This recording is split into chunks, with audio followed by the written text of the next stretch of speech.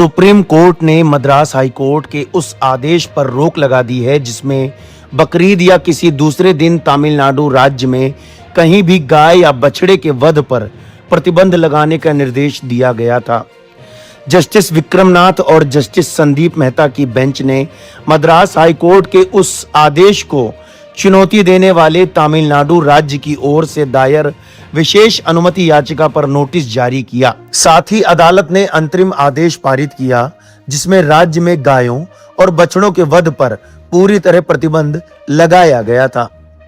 Bench ने टिप्पणी की कि हाईकोर्ट के आदेश जिसमें राज्य भर में प्रतिबंध लगाने की बात कही गई थी उसके आखिरी पैराग्राफ में शुरुआती आधार में सुधार की जरूरत है।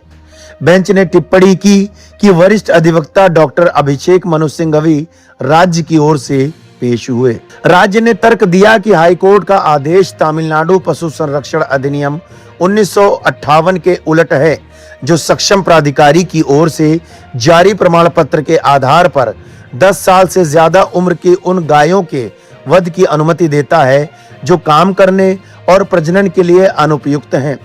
इस कानून के अलावा दूसरे लागू कानून जैसे पशु क्रूरता अधिनियम 1960, पशु क्रूरता अधिनियम वधगृह नियम 2001, तमिलनाडु शहरी स्थानीय निकाय अधिनियम 1998 और तमिलनाडु शहरी स्थानीय निकाय नियम 2023 उन शर्तों को रेगुलेट करते हैं जिनके तहत पशुओं का वध किया जा सकता है, लेकिन पूरी तरह प्रतिबंध नहीं लगाते हैं। राज्य के अनुसार पूर्ण प्रतिबंध का निर्देश देकर हाई कोर्ट ने वैधानिक कानून के स्थान पर न्यायिक विधान लागू कर दिया है।